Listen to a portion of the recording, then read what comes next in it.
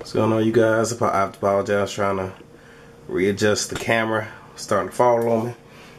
So what I'm gonna be making for you guys right now is the filling for the cream cheesecake that I'm going to do.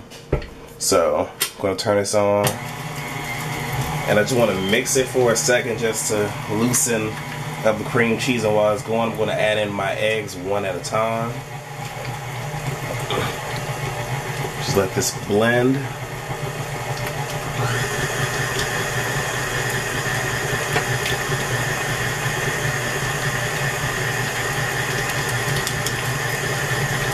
There we go.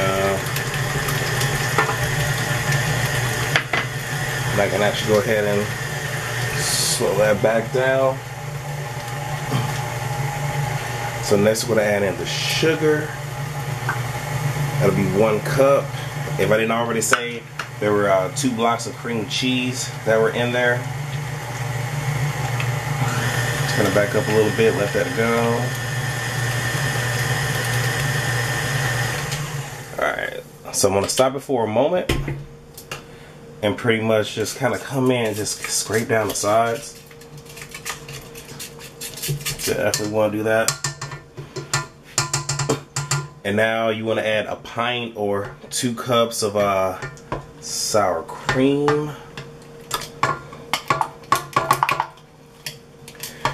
And just tidbit, since we're in here and I'm talking, I am not the biggest fan of cream cheese. I really am not. The only time you really see me use cream cheese is more or less with this, or maybe with spinach artichoke dip or something like that. Outside of that, you probably won't see me having cream cheese anywhere in my dwelling place. So turn it back on, and also just put a splash of vanilla extract in there, and pretty much at this point just let that go and let it thoroughly combine. And right now I have the oven on 325. I also have a pan with water in it, and it's been sitting in there for about a good 30 minutes, and that's going to kind of help with bringing this together and making it set and whatnot. So that's on like the middle rack, and then the top rack is where I'm actually going to end up putting the cheesecake. Alright, move this off to the side for just a second. And I'm going to re-whip it, but again, I'm going to come in. I want to scrape the sides, get all that goodness in there. Make sure it all is being blended well. Put this back on. And as y'all can see right there, that was how much that wasn't blended. So that's it. Alright. Put my paddle back on and just let this go for like another 30 seconds or so, just to make sure that everything is incorporated. And while I'm talking about that, what I'm going to use for the crust is, I'm not going to make my own crust. I'm actually going to just use some store-bought crust, making something for myself. So I'm stopping right here. When we come back, I'm going to go ahead and I'm going to start pouring these into the pans. We'll be right back.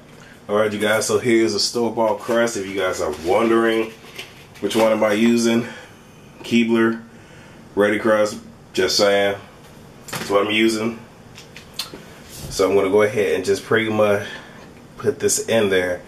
And as you can see, there are lumps in there. If you see lumps, I mean, like I said, there's really no need to be concerned. Like I said, it's still going to come out nice and delicious.